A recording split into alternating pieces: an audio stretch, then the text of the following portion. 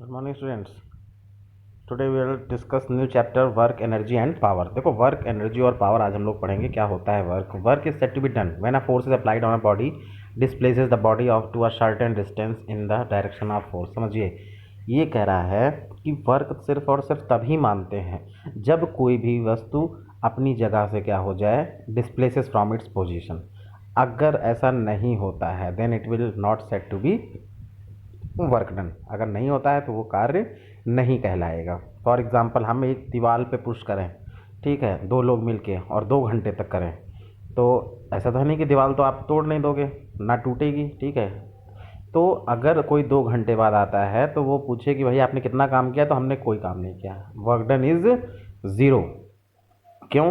क्योंकि दीवार तो अपनी जगह से डिस्प्लेस हुई नहीं। तो इसको बोलते हैं कि work is said to be done when a force applied on a body displaces body to a certain distance in the direction of force.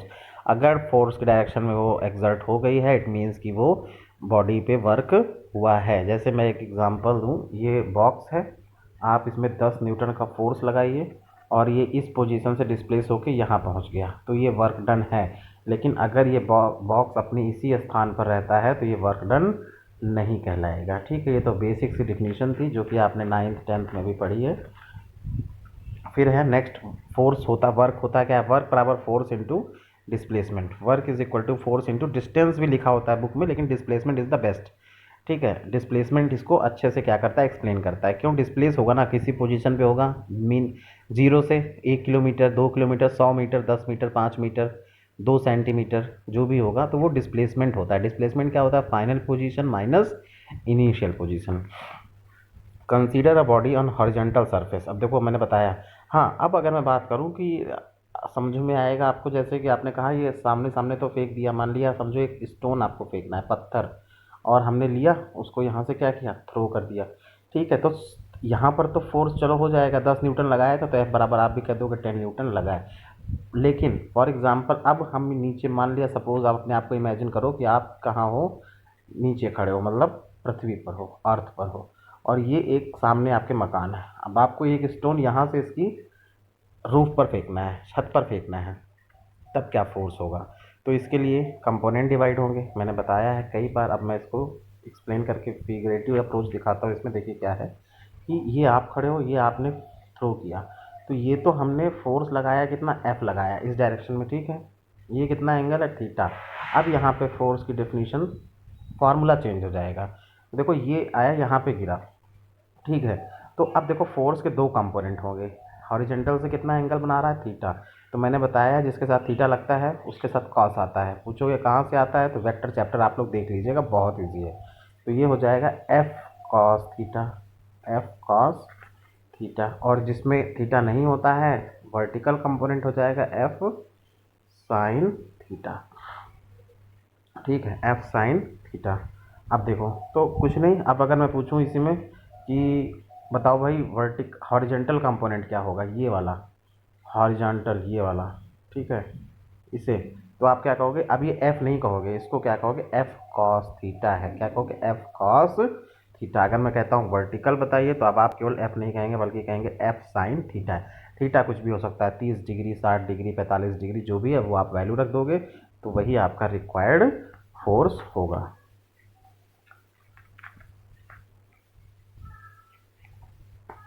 चलिए, ये देखिए ये करके दिखाया है, F cos theta into S. F cos, F की जगह पे क्या रख दोगे, एफ कॉस थीटा, और डिस्प्लेसमेंट तो एस मीटर है, ये मान लिया है तो एस रख दो, एक्स मान लो, वाई मान लो, जेड मान लो, आपके ऊपर जो भी मानना है। ठीक है, और वर्क कैसा होता है, स्केलर क्वांटिटी होती है। कार्य कैसी होती है, स्केलर क्वांटिटी होती है, इसमें दिशा का कोई भी ज्ञान नहीं होता है।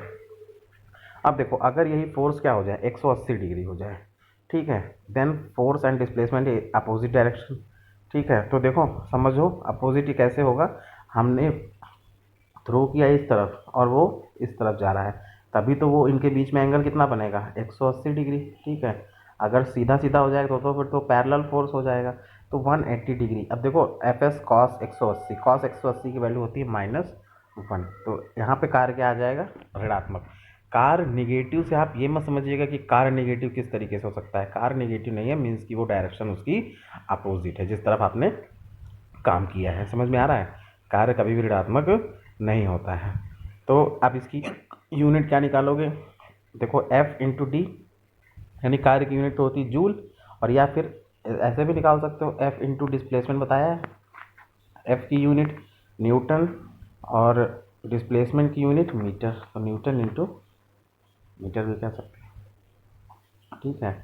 तो आ गई इसकी यूनिट क्या, न्यूटन इंटू मीटर या फिर जूल, जो भी आपको सफिशिएंट कन्वीनियंट लगे आप उसको यूज़ कर सकते हो। देखो काइनेटिक एनर्जी का फार्मूला सबको पता है, the energy possessed bye a body by virtue of its motion is called kinetic energy. वह एनर्जी या वह ऊर्जा जो किसी भी वस्तु को उसमें गतिज ऊर्जा प्रदान करती है, जो गतिज ऊर्जा प्रदान करती है उसी को बोलते हैं kinetic energy.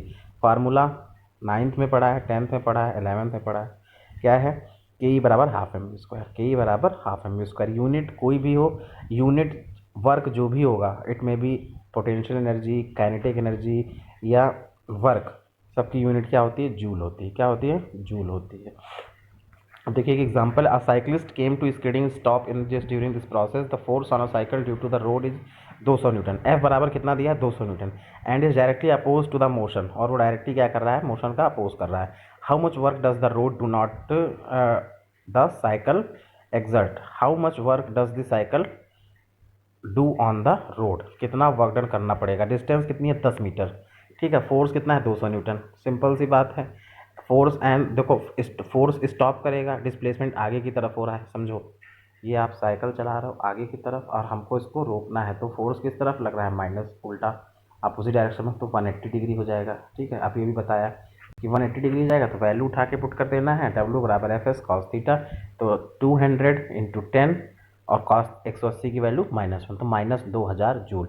Negative work done क्या शो कर रहा है, निगेटिव वर्क डन यही शो कर रहा है कि जो वर्क है वो अपोजिट डायरेक्शन में हो रहा है। वर्क जो है किस डायरेक्शन में हो रहा है, it exerts on the opposite direction. Next question है, how much work does the cycle do on the road, कितना वर्क करेगी, तो फिर से एफ डब्ल्यू बराबर एफ एस कॉस थीटा। अब देखो cycle on the road, cycle और रोड के बीच में एंगल कितना बनेगा, समझिए ये आपके साइकिल का व्हील है और ये रोड है, तो ये दोनों एंगल कितना बनाएंगे, 90 डिग्री। कॉस 90 की वैल्यू क्या होती है, 0, यानी वहाँ पे कोई भी कार्य आपका रोड पर नहीं होगा, 0 वर्क डन आ जाएगा, ठीक है।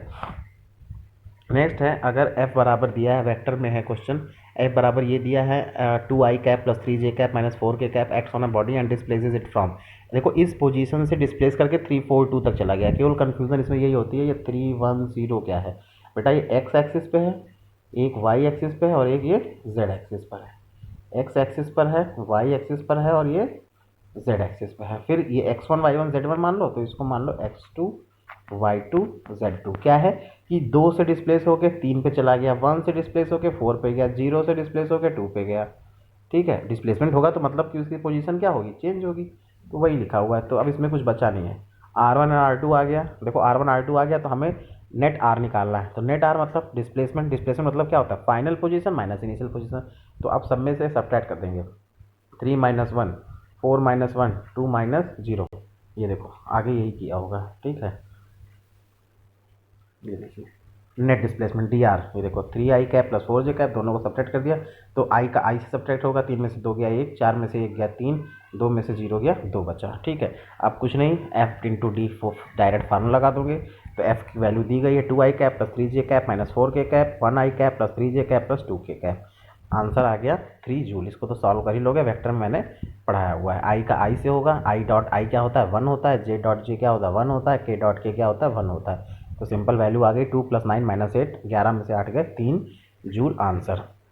इसी तरीके से एक क्वेश्चन है, इफ एफ बराबर x square I cap plus 2y J cap x upon a body displaced from 1 2 2 3 4, यानी x और y डिस्प्लेस कर दिया 3 से 4। अब आप इसको आसानी से कर सकते हो, क्यों, नेट डिस्प्लेसमेंट निकाल लोगे, ठीक है।